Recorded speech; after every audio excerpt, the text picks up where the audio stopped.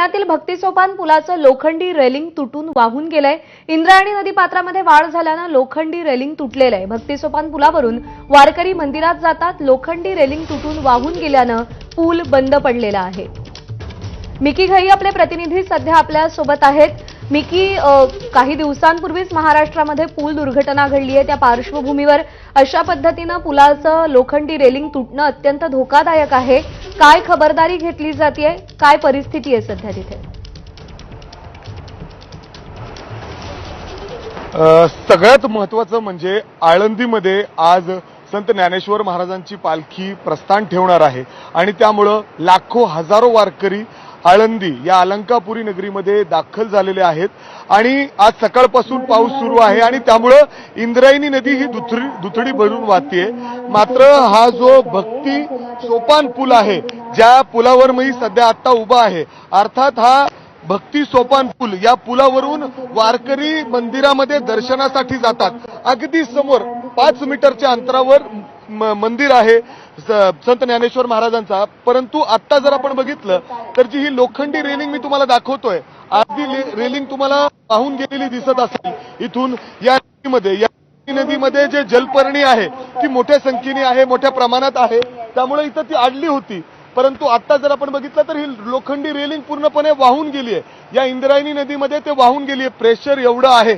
खरं तर सुदैवाने त्यावेळी इथं कुठलेही वारकरी नव्हते, ही सुदैव आहे। म्हणजे अर्थात प्रशासन इथं कुठेतरी जागरूक आहे, त्यांनी पर्यायी व्यवस्था तयार केली आहे। मात्र ही किती धोकादायक आहे याच्यावरून आपल्याला समजू शकतं। खरं तर प्रशासन मोठी जबाबदारी त्यांच्यावर आहे, कारण हजारो लाखो वारकरी इथं येतात, त्यांना सेफली सुरक्षितपणे आतमध्ये दर्शन करता येईल अशी व्यवस्था पाहिजे। माझ्यासोबत एक जबाबदार इथले अधिकारी आहे। तुम्ही तुमचं नाव सांगा आणि तुमचं पद सांगा पहिले तर। नमस्कार, मी माधव खांडेकर, मुख्य अधिकारी आळंदी नगरपालिका। या ठिकाणी यात्रेचं नियोजन हे आमच्याकडे आहे। भक्तिसोपान पूल आम्ही वारकऱ्यांसाठी वापरण्याचा निर्णय घेतला होता, परंतु 15 दिवसापूर्वी जिल्हाधिकारी साहेब या ठिकाणी आले होते।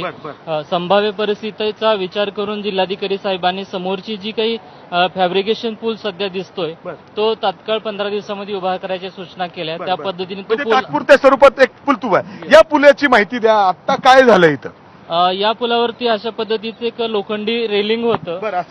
अशा पद्धतीचं त्याला मोठ्या प्रमाणात जलपर्णी अडकल्यामुळे ते पूल रेलिंग पूर्णपणे वाहून गेलेलं आहे आणि याच्यावरती आम्ही बॅरिकेडिंग पण केलेलं होतं, ते बॅरिकेडिंग पण या ठिकाणी वाहून गेलेलं आहे। सर, आपल्याला कल्पना नव्हती का एवढा पाऊस होऊ शकतं, एवढी म्हणजे इथं अशा पद्धतीने हे पूल किती धोकादायक आहे?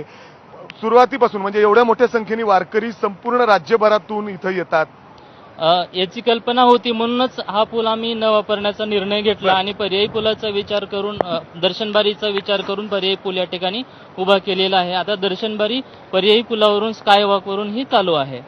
अर्थात जर आपण बघितलं तर हे किती धोकादायक आहे याच्यावरून आपल्याला लक्षात येऊ शकतं। मी आता सुद्धा सांगतोय, इथं पावसाची रिमझिम सुरू आहे, अधूनमधून पावसाचा जोर वाढतोय। मात्र जो पूल, मी ज्या पुलावर सध्या उभा आहे तिथून मंदिरामध्ये प्रवेश करणारा हा पूल आहे।